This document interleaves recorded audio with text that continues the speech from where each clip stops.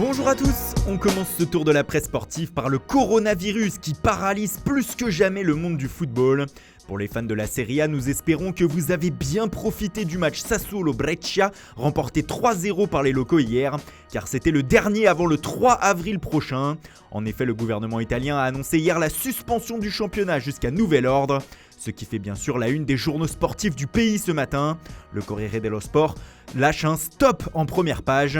C'est même tout le sport italien qui est impacté par cette mesure. Et comme l'écrit la Gazzetta dello Sport ce matin, c'est désormais tous à la maison.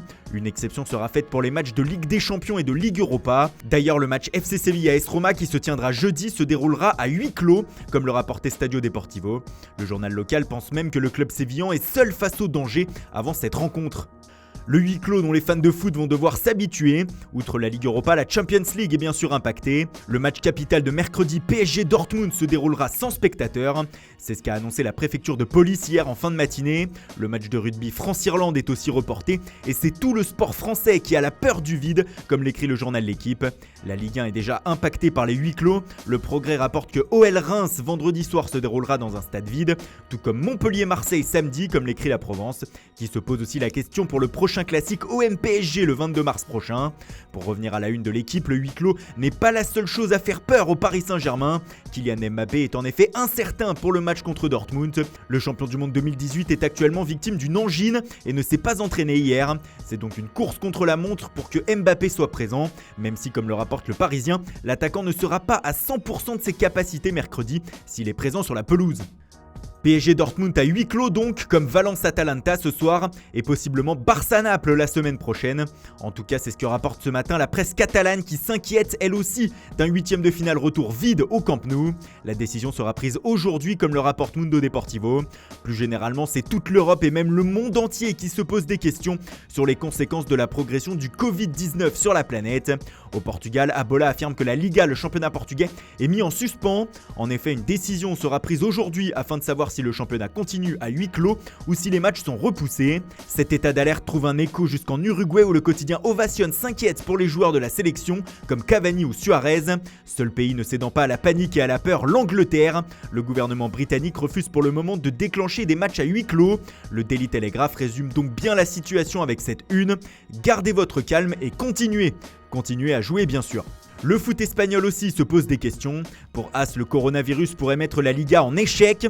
Comme au Portugal, Javier Tebas doit décider aujourd'hui si tous les matchs de la prochaine journée de championnat doivent se dérouler à huis clos. En tout cas, ce virus touche le football mais plus largement le sport comme l'écrit Marca. Le tennis, la Formule 1, le rugby, le ski ou encore le cyclisme, pas un seul sport n'est épargné par les reports ou les annulations. Et cela pourrait durer des mois. Bref, en attendant, l'actualité du foot continue néanmoins et Marca se penche déjà sur le possible prochain entraîneur du Real Madrid ce matin. Selon le média, Mauricio Pochettino serait toujours dans les petits papiers de la Casablanca en cas de départ de Zidane. Le technicien français est très critiqué après les défaites contre Manchester City et dimanche contre le Betis. Surtout qu'une autre mauvaise nouvelle est venue s'ajouter après le match face au Sévillan. Thibaut Courtois, le gardien belge du Real, se serait blessé à la jambe gauche et pourrait manquer le match retour de Ligue des Champions contre Manchester City. De quoi déclencher l'alarme du côté de Madrid, comme l'écrit As. En Angleterre, c'est une image qui fait la une des tabloïds ce matin, celle de Jude Bellingham, le jeune prodige de Birmingham City de 16 ans et de ses parents sortant du centre d'entraînement de Manchester United. Il n'en fallait pas plus pour déclencher les gros titres du Sun qui écrit que les négociations avanceraient bien entre le club mancunien et le jeune joueur pour qu'il débarque cet été. On parle d'une somme de 40 millions d'euros. Selon le Daily Mirror, cela irait même plus loin puisque United voudrait faire un double coup avec un autre milieu de terrain, Jack Grealish, qui évolue à Aston Villa.